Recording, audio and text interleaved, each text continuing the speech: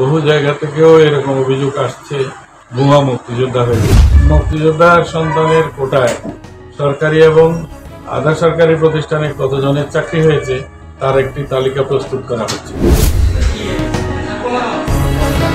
মুক্তিযোদ্ধার সন্তানের কোটায় কতজনের চাকুরি হয়েছে তা তালিকা হচ্ছে বলে জানিয়েছেন মুক্তিযুদ্ধ বিষয়ক উপদেষ্টা ফারুকী আজম। তিনি বলেন, তারা প্রকৃত মুক্তিযোদ্ধার সন্তান কিনা তা ন্যায্যভাবে চাকুরি পেয়েছেন কিনা তাও খতিয়ে দেখা হবে।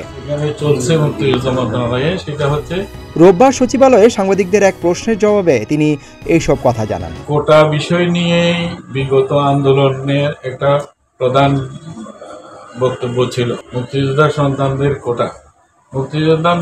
মুক্তিযোদ্ধার সন্তানের কোটায় সরকারি এবং আধা সরকারি প্রতিষ্ঠানে কতজনের চাকরি হয়েছে তার একটি তালিকা প্রস্তুত করা হচ্ছে। তালিকা প্রস্তুত হয়ে যাওয়ার পরে আশা করি আমরা আপনাদের সামনে হাজির হব, আপনাদেরকে পুরো বিষয়টি জানাবো। সেখানে যাদের চাকরি হয়েছে তারা প্রকৃত মুক্তিযোদ্ধার সন্তান কিনা, ন্যায্যভাবে হয়েছে কিনা বিষয়টি আপনাদের কাছে উপস্থাপন। ফারুকী আজম বলেন, প্রকৃত মুক্তিযোদ্ধা না হয়ে যারা সুযোগ সুবিধা নিয়েছে তারা জাতির সঙ্গে প্রতারণা করেছে।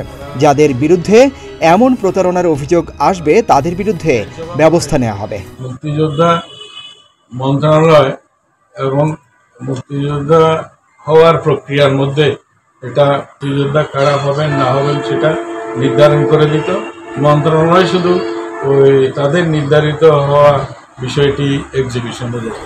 ভুয়া মুক্তিযোদ্ধা বিষয়ক ৩,০০০-এর বেশি মামলা আছে উল্লেখ করে উপদেষ্টা বলেন, অনেকে রিট করে মুক্তিযোদ্ধা হিসেবে সুযোগ সুবিধা নিয়ে যাচ্ছে। এ সময় প্রতারণা প্রমাণিত হলে সকলের বিরুদ্ধে ব্যবস্থা নেবে সরকার বলেও জানান তিনি। এখানে আগে এগুলি সম্পন্ন হওয়ার পরে আপনারা যেটা বলছেন বহু জায়গা থেকেও এরকম অভিযোগ আসছে ভুয়া মুক্তিযোদ্ধা হয়েছে। মুক্তিযোদ্ধার সংজ্ঞার ক্ষেত্রেও আপত্তি আছে।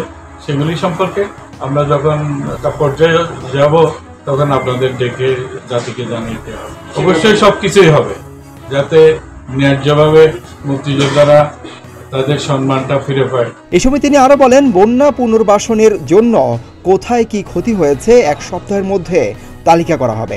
বিষয় ছিল যেটা হচ্ছে জাতীয় মুক্তিযোদ্ধা। সিদ্দিকুর রহমান রুমন, প্রতিদিনের বাংলাদেশ।